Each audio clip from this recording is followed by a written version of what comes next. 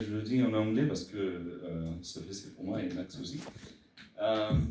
So, like I've read a lot about the human experience when it comes to seeing people dying in real life, and I mean we came from Yemen and we have seen some of it.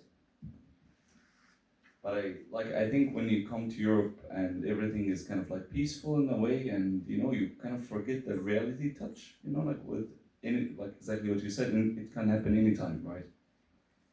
How do you differentiate between your own reality and then the reality of the people you save?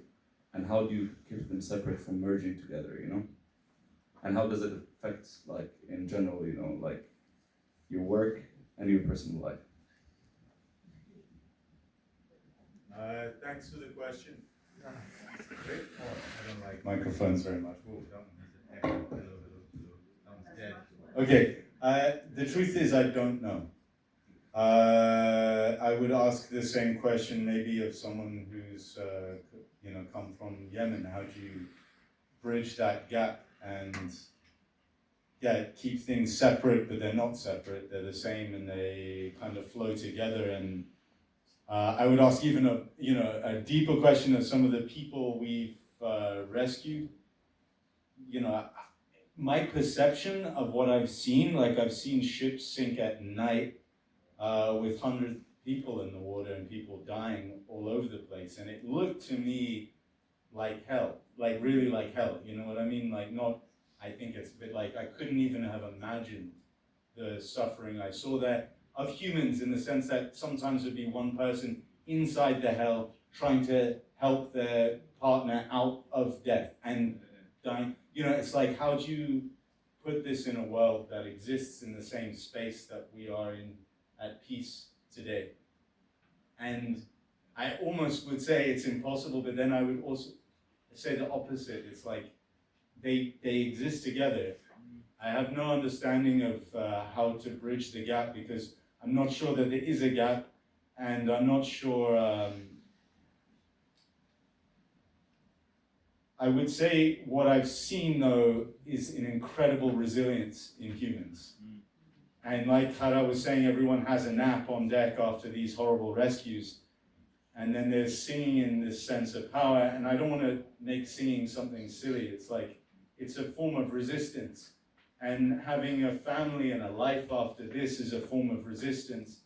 And I think for me, having my children and looking at them and hoping for a good life in that world where that exists is a form of a statement of like, I hope. And I know that my joy is not helping the people who, isn't making it. I used to feel very guilty for a while. But then I said, like, me feeling in pain isn't getting people out of the ocean. And in fact, all these people who are crossing would want me to have a good life. Not out of jealousy, but just because we want to help each other generally. So we must try to enjoy ourselves as much as possible, because as well, we're so lucky to be here, not on a sinking boat.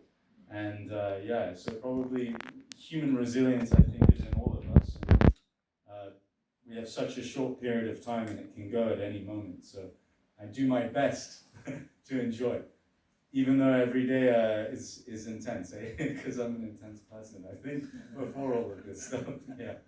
So I can't blame it all on that, unfortunately. Sorry, and also therapy. We have a good support after the rescues, because I would say most people I've worked with have had pretty bad issues after these types of events. You go through it over and over and over again, and your question starts to drill a hole in your head. So you have to find a way of putting it all in the same world. Good luck to you on that journey. Le cœur et l'esprit qui parlent, donc c'est votre expérience. Et aussi poser une question sur les trajets de femmes, parce qu'on ne l'a pas évoqué. Et c'est quand même dans l'imaginaire occidental, on voit plus des jeunes garçons qui sont en départ, en chemin, en marche et moins des femmes, et pourtant c'est 48% des déplacements sont faits par des femmes. Donc j'aimerais bien aussi qu'on puisse avoir cette focale-là pour peut-être conclure ce débat, sauf s'il y a d'autres questions, et de manière très courte. Alessandro. Une synthèse en Denis. Disons, moi, ce que je retiens de ce qu'a dit Max, tout d'abord, c'est est-ce qu'il y a vraiment un écart entre les humains? Est-ce que l'écart n'est pas aussi construit?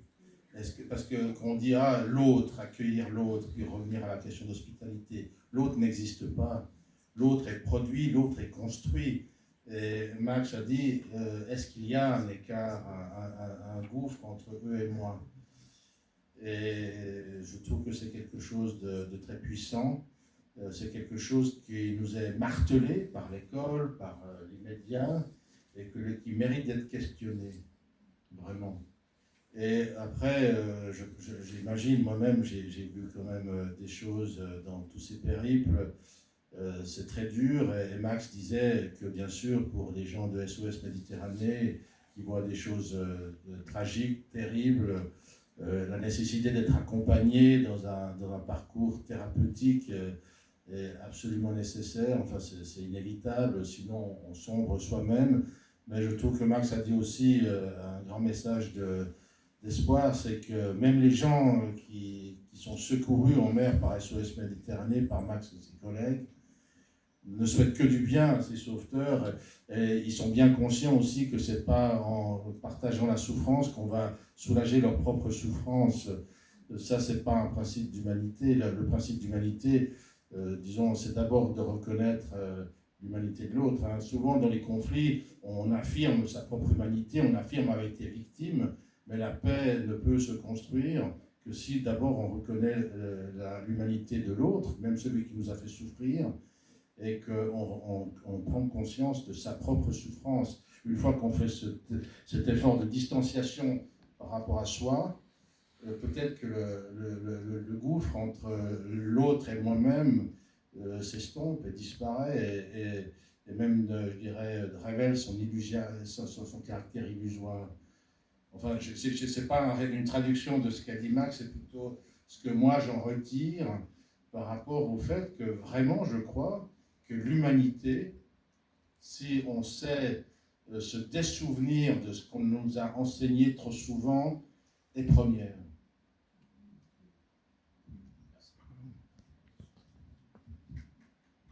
Désolé d'être le maître du temps, c'est une mission très désagréable.